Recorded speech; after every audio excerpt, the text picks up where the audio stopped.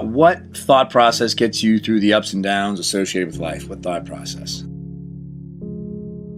For me, it's trying to stay present. I had certain beliefs and desires, and I wanted to be a certain type of person, but a lot of my thoughts were kind of, I guess, rooted in the ego. And when I say the ego, I don't necessarily mean arrogance. I just mean the part of your brain that says I. It's the thinker. And that part of your brain is very self-serving, and it lives in a world of comparisons and time, and none of these things are helpful. And it just kind of would consistently take me out of a positive place. The man I wanted to be, or the man I thought I should be, or thinking how you should be doing things or what you should be doing, but then not executing those things leaves you in this kind of spiral of disappointment. But again, all that thinking is based on time. You're basing who you are and what you think you should be on who you'll be tomorrow and who you were yesterday. And so for me, the most effective tool I've adopted is just trying to stay present. When you're in the moment, it's not like you've satisfied the part of your brain that thinks in terms of time. It's that the part of your brain that thinks in terms of time just gets quiet, kind of doesn't exist anymore. So a lot of my old hurdles have kind of become far more manageable by just staying present. All you really have in life, I think, is just now, a series of nows. And I think when you can kind of surrender to that, you can't lose. So for me, getting through the struggles that are associated with day-to-day life, it's just be present. Don't think about tomorrow. Don't think about the next minute. Just where are you right now? Don't miss right now. Be here now. And a nice sense of calm just kind of washes over. I probably started thinking this way when I was, maybe 15, 16 years old. And they say you don't really wake up from dreams, you wake up from nightmares. And not to say my childhood was a nightmare at all, by any means. But I certainly started to see a pattern, where whatever my struggles or challenges were at that age, if they were ever kind of met or satisfied, I started to see how the next day my brain found new struggles and challenges to be at odds with. And you start to realize how amazingly resilient that part of your brain is, that can just create conflict and truly be at odds with what is. And I started to worry that no matter what happened or where I went in my life, will that always be that way? What's preventing me from being truly happy or truly peaceful or present? What is the thing that's creating this conflict? And you start to realize a lot of it, when you take, it's not those individual things, well, that girl didn't like me, or, well, that guy's smarter than me. That's not it. It's the part of your brain that is driving this machine, the I, that ego. It's a very self-serving animal, and it lives in a world of comparison. And a lot of Eastern philosophies, whether it's Buddhism or Taoism, Hinduism, they all kind of share a similar awareness of that brain noise and its potential pitfalls. And at that age, I just kind of that's the one thing that just made the most sense to me. That's the one thing that I saw as it just made sense to the treadmill that I saw myself running on. That was the one thing that I said, yeah, that's what's going on here. This is just this brain that just it's no matter what I do, it's going to find new things. It scared me and that worried me, and that's what kind of made me want to pursue a little bit more exploration into that way of thinking. I'm a big fan of reading, big fan of Eckhart Tolle. That guy is it. The Power Now is a fantastic book. New Earth's a fantastic book. Stillness Speaks. And I'll say anything by Eckhart Tolle. To me, that's kind of like, it's like my Bible. Any day I'm having a rough time or I can't seem to change the channel, I can pick up any one of his books and just read any chapter, and it just resonates. And it's a nice feeling to know that you're not the only one thinking this way or going through these struggles or hurdles. And it just kind of exercises that muscle and works out that part of the brain really well.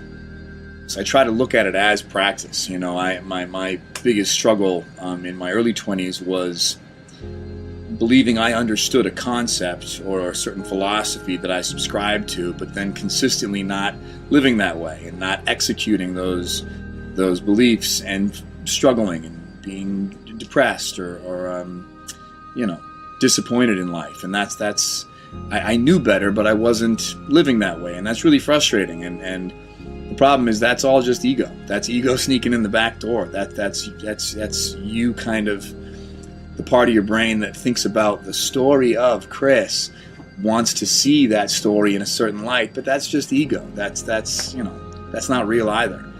So for me, it's a matter of being perfectly okay, exactly where I am, and practicing. It's like if I was going to try and pick up a sport, I'm not going to be amazing tomorrow. Today, I just have to dribble.